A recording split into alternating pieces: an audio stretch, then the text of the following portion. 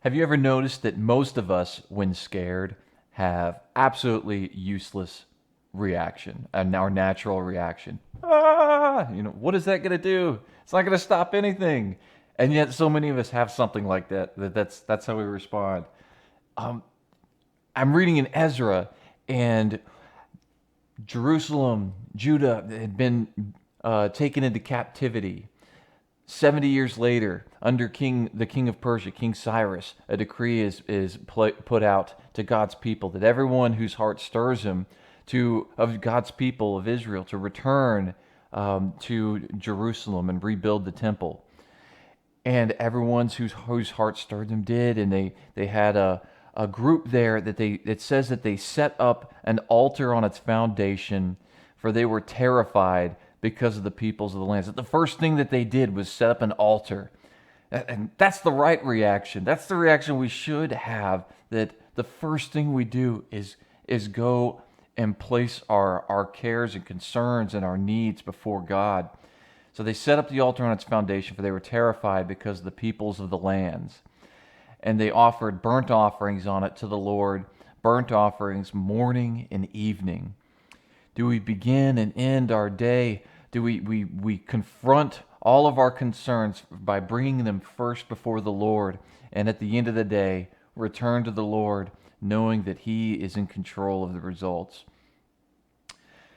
Well, my sister, years ago when we were kids, I remember she got my younger brother this awesome Christmas gift. It was this Nerf bow and arrow, and she was all excited for him to open it that morning.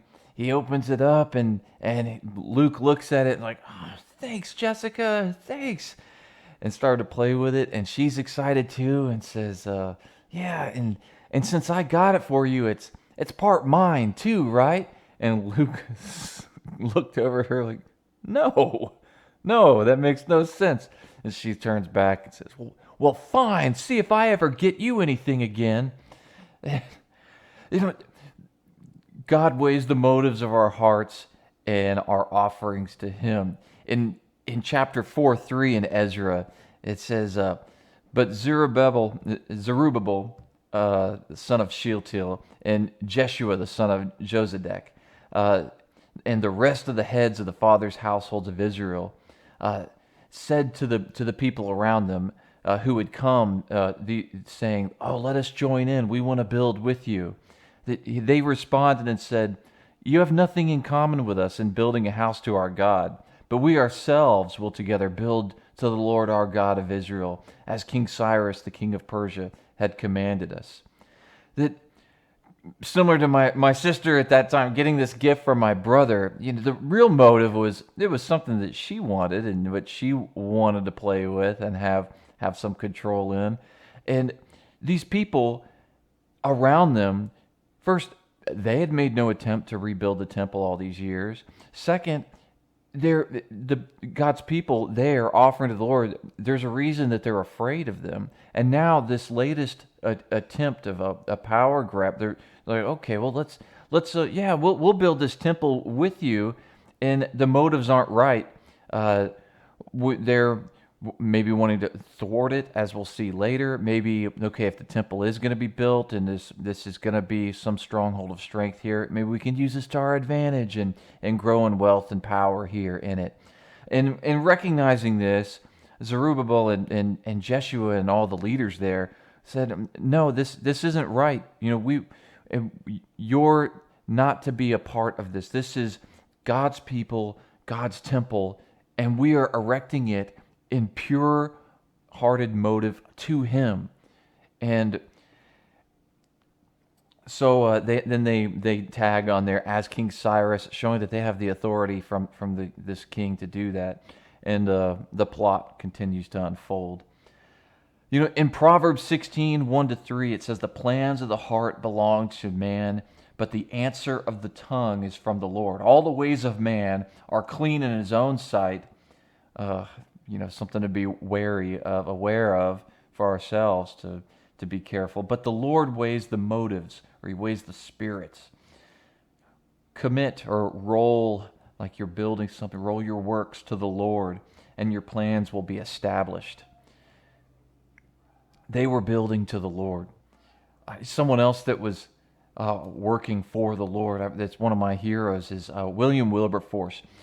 Some time ago, when he was laboring to see the abolition of the slave trade and that whole industry demolished, he was in the British Parliament, and every year he would present his bill, and every year it would be taken down. And in a moment of weakness in the 1790s, he's there, like thinking of giving up, and out of his Bible falls this letter, maybe the last letter written by John Wesley, and he had it stuck in his Bible. And here's a piece of it. It says, "Dear Sir, unless the divine power has raised you up to be as Athanasius against the world, I see not how you can go through with your glorious enterprise in opposing that execrable villainy which is a scandal of religion, of England, and of human nature. Unless God has raised you up for this very thing, you will be worn out by the opposition of men and devils. But if God be for you, who can be against you? Are all of them stronger than God? Oh, be not weary of well-doing. Go on in the name of God and in the power of his might, till even American slavery, that vilest that ever saw the sun, will vanish away before it." And so it has. And Wilberforce went on, and God blessed his continual labors. Zerubbabel, Jeshua, the rest of the leaders and the men and women and families of Israel that came to rebuild this temple, they were encouraged by the prophets Haggai and Zechariah, whose books bear their name later in the Bible.